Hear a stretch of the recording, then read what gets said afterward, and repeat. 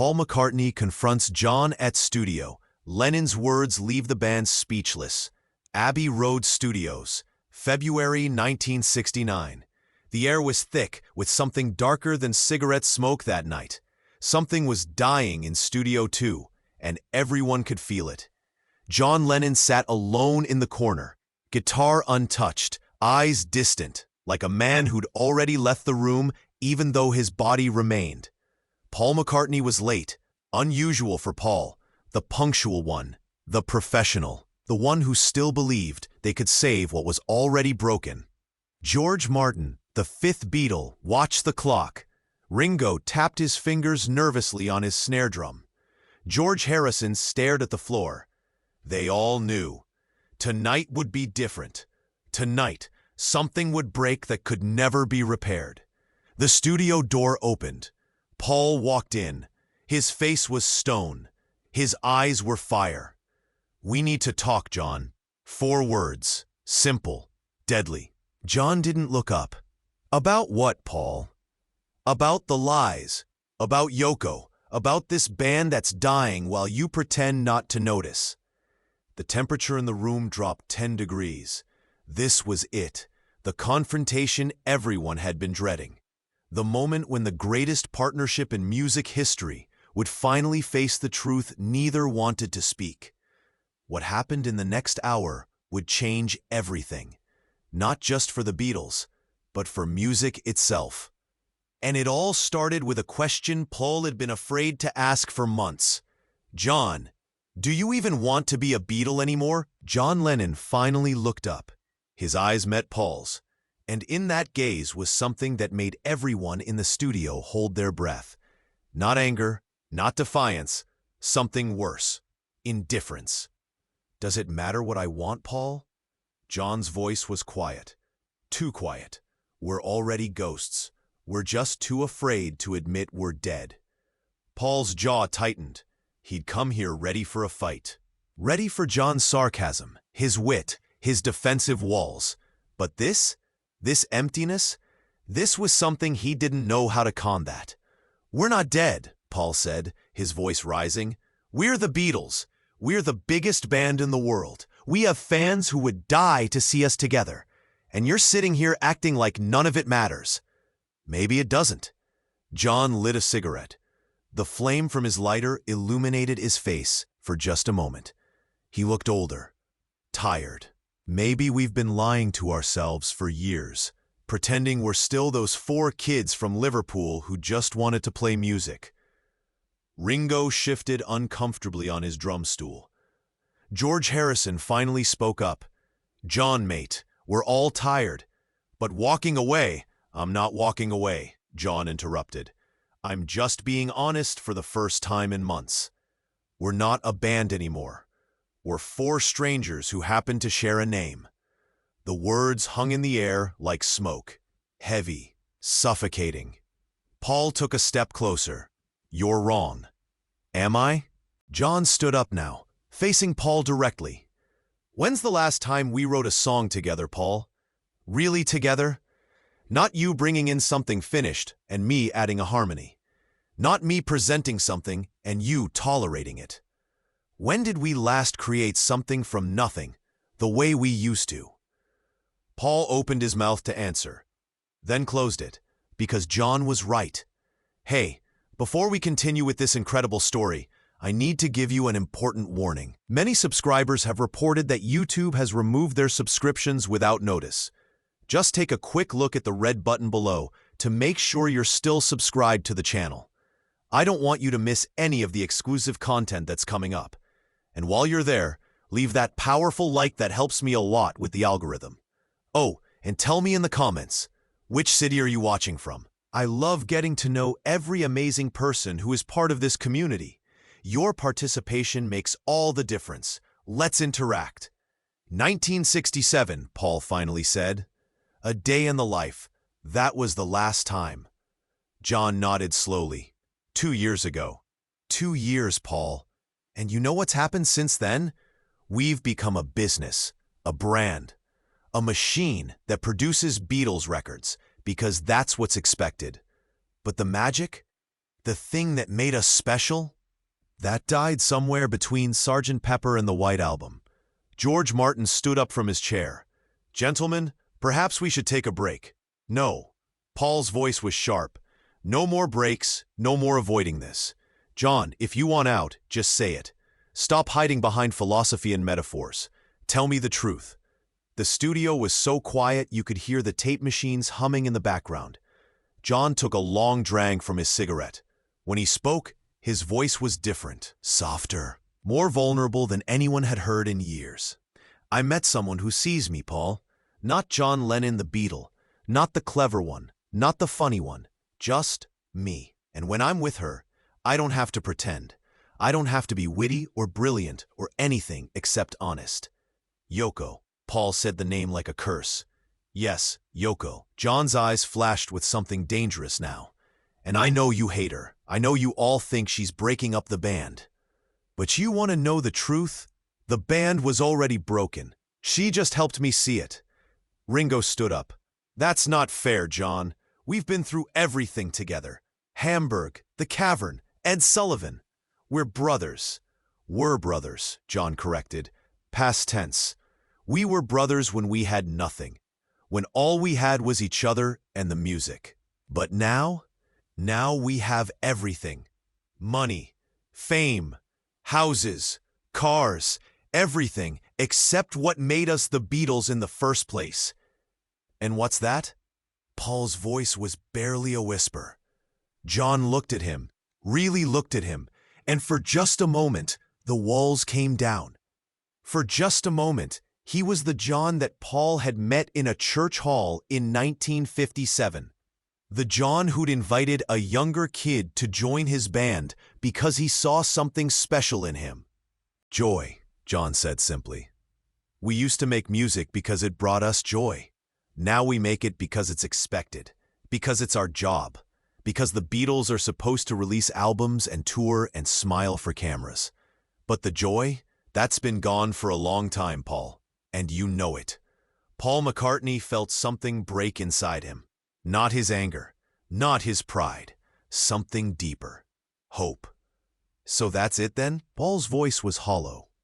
20 years of friendship, a decade of changing the world together, and you're just done? I didn't say I was done.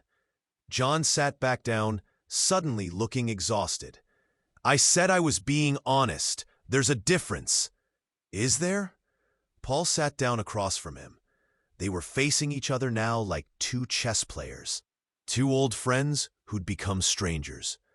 Because from where I'm sitting, it sounds like you've already made your decision. You've already chosen Yoko over us. It's not about choosing. Yes, it is. Paul's composure finally cracked. Everything is about choosing, John. You choose to bring her to every session.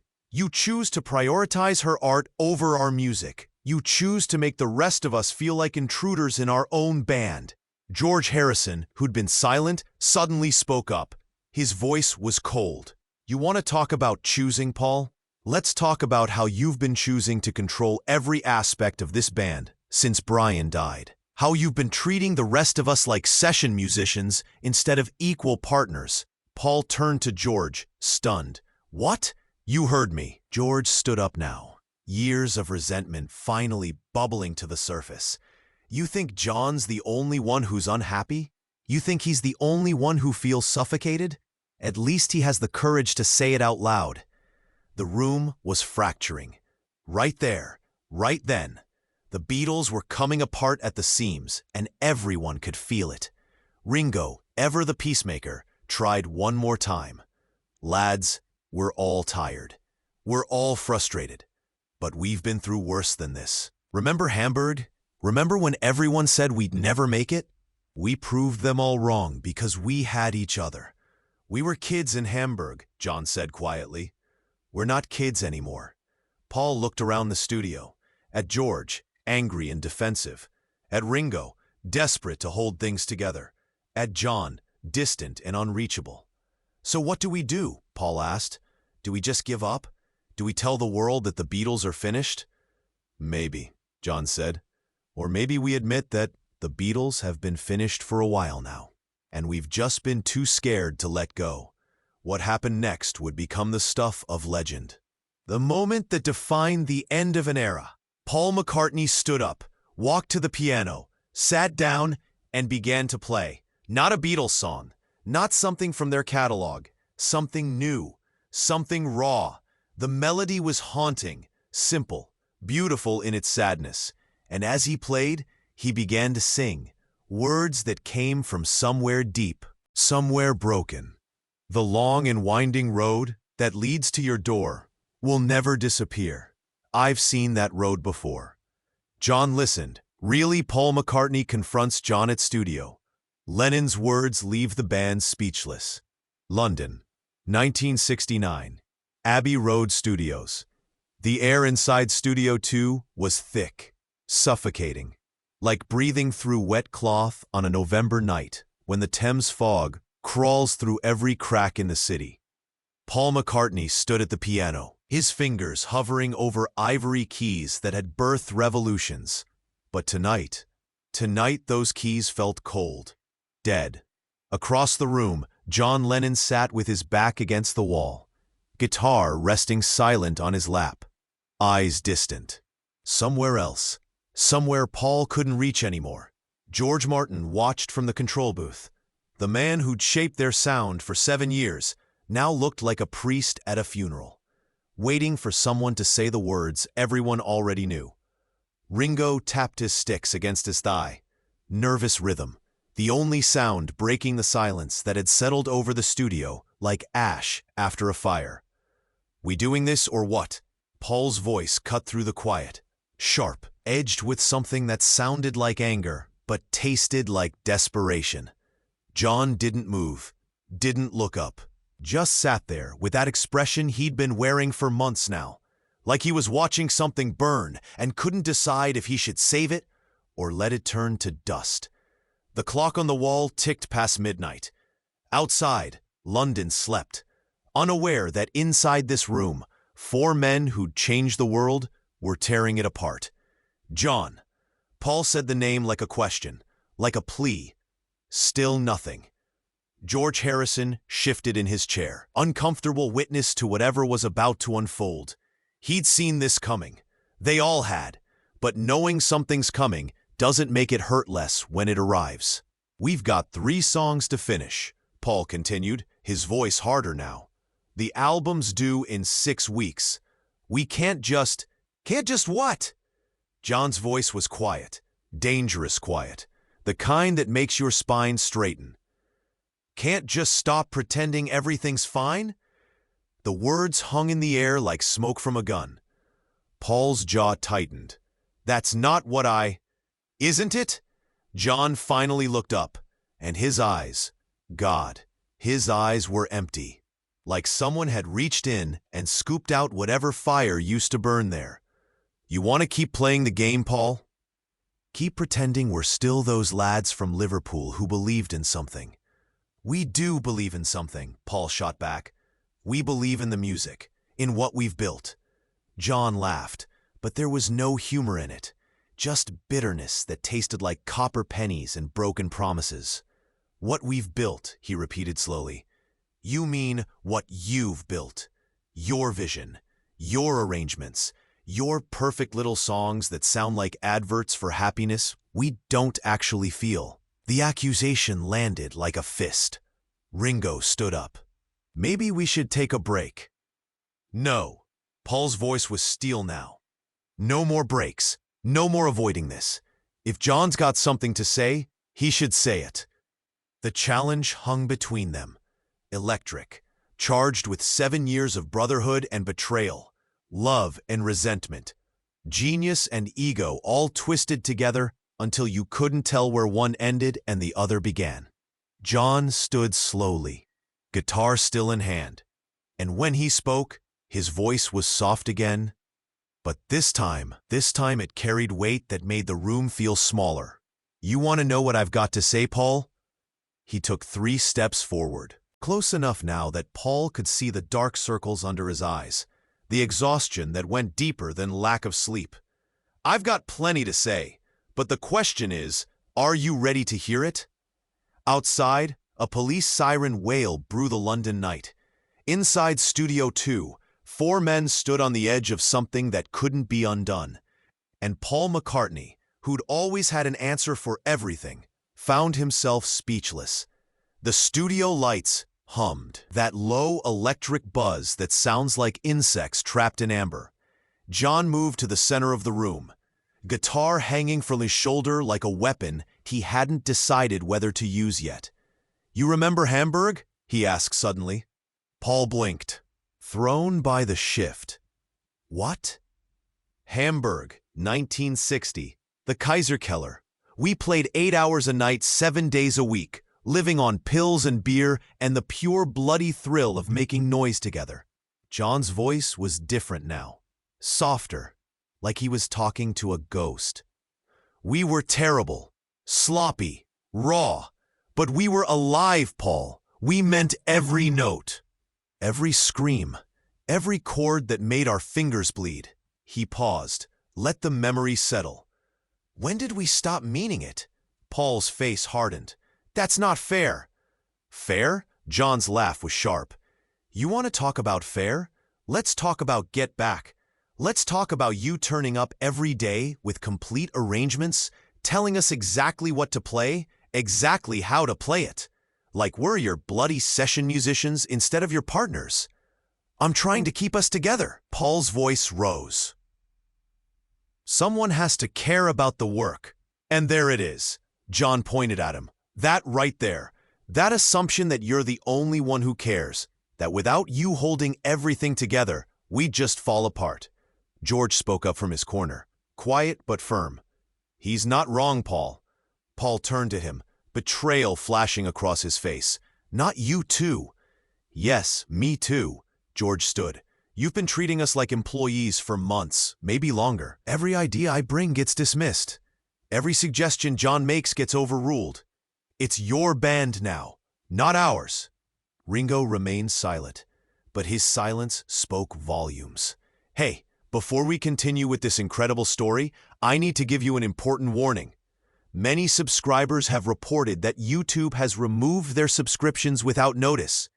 Just take a quick look at the red button below to make sure you're still subscribed to the channel. I don't want you to miss any of the exclusive content that's coming up. And while you're there, leave that powerful like that helps me a lot with the algorithm.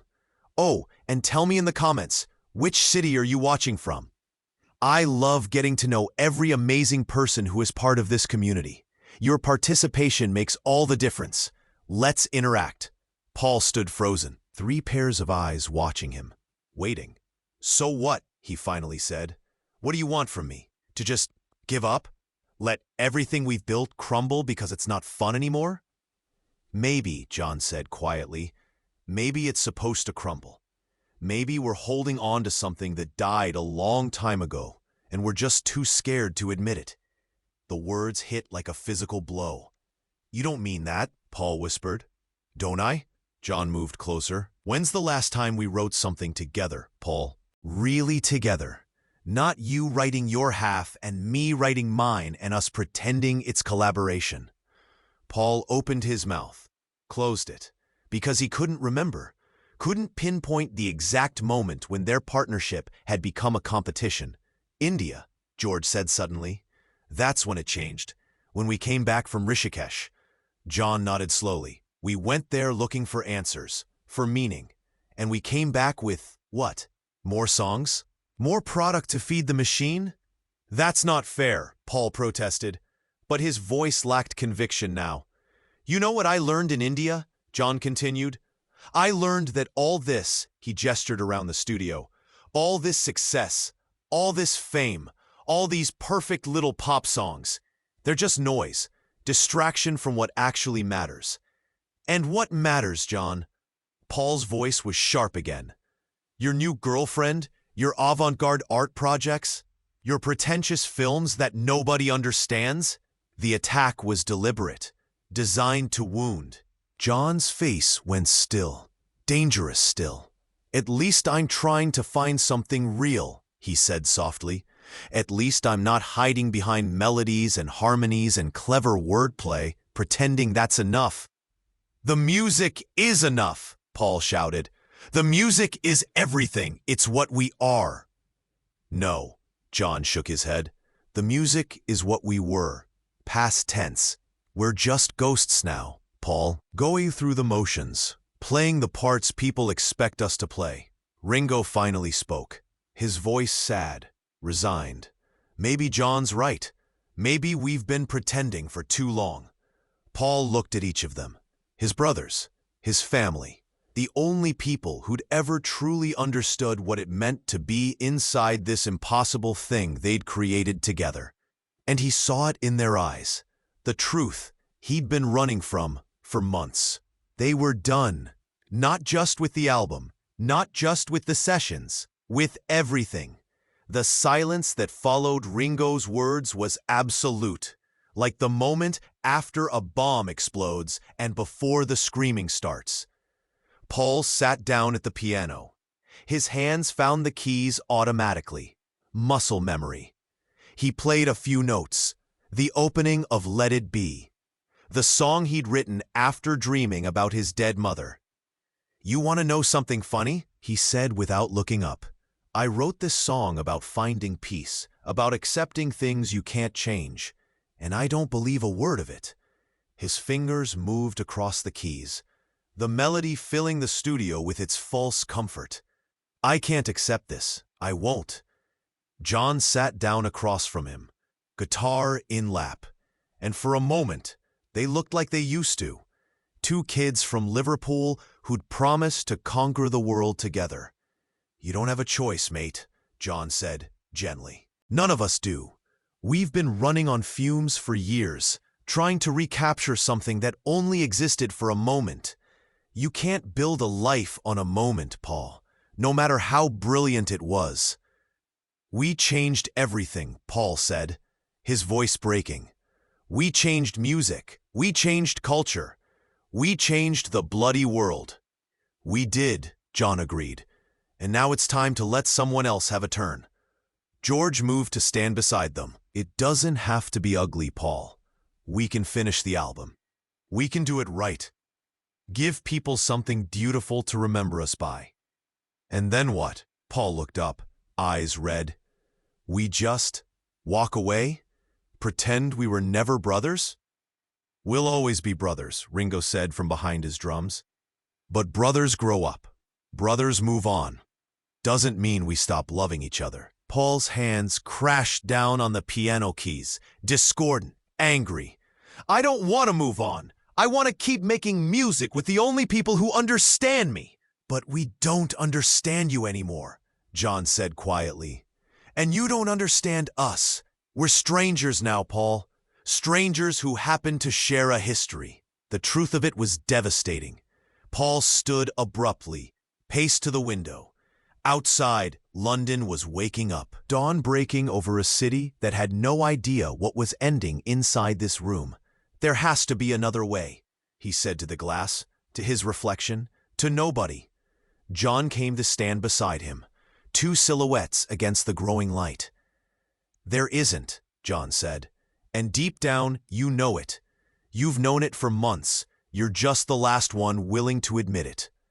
They stood there, side by side, not touching. The space between them filled with everything they'd never said and now never would. "I'm scared," Paul whispered. So quiet, John almost didn't hear it. "Me too," John admitted. "Terrified, actually, of who I'll be without this, without you." "Then why?" "Because being scared isn't a reason to stay trapped," John interrupted. "Sometimes the scariest thing is also the right thing." Behind them, George and Ringo waited, patient, sad, already mourning something that hadn't quite died yet, but was taking its final breaths. What happened next would become legend, myth, the moment when everything that had been building finally erupted. Paul turned from the window, his face set, determined. "Fine, you want out? Go. But don't pretend this is about growth or finding yourself or any of that philosophical bullshit. This is about you being too weak to do the work anymore." The accusation hung in the air like poison. John's face went cold. "Weak?" "Yes," Weak, Paul pressed on, anger finally breaking through. You'd rather run off with Yoko and play at being an artist than do the actual hard work of being in a band, of compromising, of showing up even when it's difficult.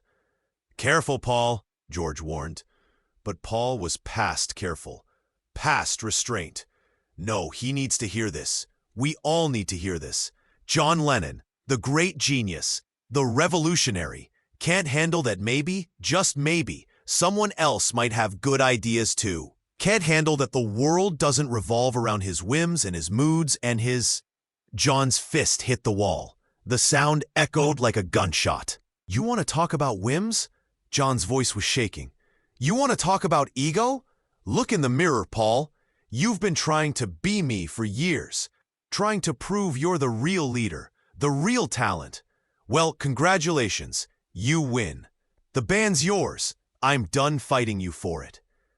I never wanted to fight you, Paul shouted back. I wanted to make music with you, like we used to, before you decided that everything we built together wasn't good enough anymore. It's not that it's not good enough, John said, his voice dropping to something dangerous. It's that it's killing me. Every day in this studio, every song we force ourselves to finish, every smile we fake for the cameras, it's killing who I actually am, and I won't do it anymore. Not even for you. The words landed like stones in deep water, sinking. Final. Paul's face crumpled. Just for a second. Then he rebuilt the mask. So that's it? 7 years? Everything we've been through? Everything we've created? And you're just done? I'm done pretending, John corrected. There's a difference. Ringo stood up. Maybe we should all take some time. No, Paul cut him off.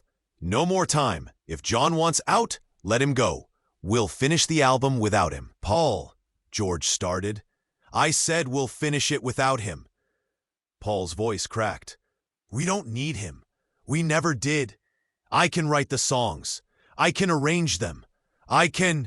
You can do everything except admit that you're scared, John said softly. Scared that without the Beatles, you're just another musician. Another guy with a guitar and some clever lyrics. That's what this is really about, isn't it? Not the music, not the band. Your fear that you're not enough on your own. The accusation hit its mark. Paul's face went white. And you're not scared? He whispered. You're not terrified that without us, without this, you'll disappear? That all your talk about art and truth and authenticity is just covering up the fact that you need us as much as we need you? John was quiet for a long moment. When he spoke, his voice was barely audible. Every single day. I'm terrified every single day. But I'd rather be terrified and honest than comfortable and dead inside. The truth of it settled over the room like snow. Cold, quiet, inevitable. They finished the session. Somehow. Going through the motions like automatons, playing the parts they'd perfected over 7 years. But something had broken, something that couldn't be fixed with apologies or time or even love. At 4 a.m., George Martin called it. That's enough for tonight, lads. Nobody argued. They packed up in silence. Each movement, careful, deliberate, like they were handling explosives. John was the first to the door. He paused. Hand on the handle, looked back at Paul, who was still sitting at the piano. For what it's worth, John said quietly, I'm sorry. Not for leaving, but for how it happened, for the things I said. Paul didn't look up. Are you, though? Sorry, I mean, or is that just something you think you should say? John considered this. I don't know anymore. I don't know what I'm supposed to feel or say or do. I just know I can't keep doing this. Then don't, Paul said flatly. Go. Be free. Find yourself. Do whatever it is you think you need to do. Paul, I mean it, John. Go. I'll finish the album. I'll handle the press. I'll clean up the mess. Like always. The bitterness in his voice was thick enough to taste. John opened his mouth, closed it. What was there left to say? What words could bridge the chasm that had opened between them? Goodbye, Paul, he finally said. Yeah, Paul whispered to the keys. Goodbye. The door closed. John's footsteps faded down the hallway, and Paul sat alone in Studio 2, surrounded by the ghosts of everything they'd been. Ringo and George lingered, uncertain, torn between loyalty and self-preservation. "You should go too," Paul said without looking at them. "I know you want to. I know you agree with him." "It's not about agreeing," George said carefully. "It's about accepting that something's ended, that we can't force it to continue just because we're scared of what comes next." "I'm not scared," Paul lied. "Yes, you are," Ringo said gently. "We all are. But John's right about one thing. Being scared isn't a reason to stay trapped." Paul finally looked up at them, his eyes red, exhausted.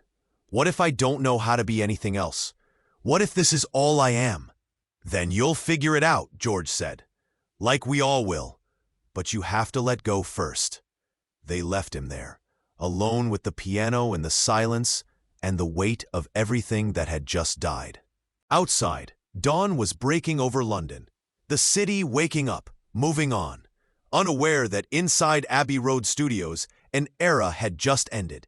Paul played a few more notes, the melody of The Long and Winding Road, the song about journeys and endings and the impossibility of going home again. He played until his fingers hurt, until the sun was fully up, until he finally accepted what he'd known all along. It was over. 3 months later, Paul would officially announce the breakup. The world would mourn. Fans would cry. Critics would analyze what went wrong. But the real ending happened that night in Studio 2. In the words that cut like glass, in the truths that couldn't be taken back, in the moment when four brothers realized they'd become strangers. John would go on to make music that was raw, honest, painful. He'd strip away all the polish and pretense and show the world who he really was. Broken, beautiful, human. Paul would create empires, prove that he was more than just John's partner, more than just the cute one. He'd write songs that would outlive them all. But late at night, alone in his studio, he'd sometimes wonder what they could have created if they'd found a way to stay together. George would finally step out of their shadows, would make music that was spiritual, searching, his own. The quiet one would find his voice, and it would be magnificent. Ringo would become the glue, the one who kept them connected even when they couldn't stand to be in the same room. The peacemaker, the heart. They would all go on, would all create, would all matter, but they would never again be what they were in that studio. 4 kids from Liverpool who believed they could change the world. And maybe that was okay. Maybe some things are meant to burn bright and brief. Maybe the tragedy isn't in the ending, but in trying to make it last forever. Years later, in an interview, someone would ask John if he regretted how it ended. He'd be quiet for a long time. Then he'd say, "I regret the pain. I regret the anger. I regret that we couldn't find a way to love each other and let go at the same time. But I don't regret that it ended. Some things are supposed to end. That's what makes them beautiful." And somewhere in another studio, Paul would hear those words, and he'd sit down at his piano, and he'd play the opening notes of Let It Be. And for just a moment, he'd understand. The truth isn't always comfortable.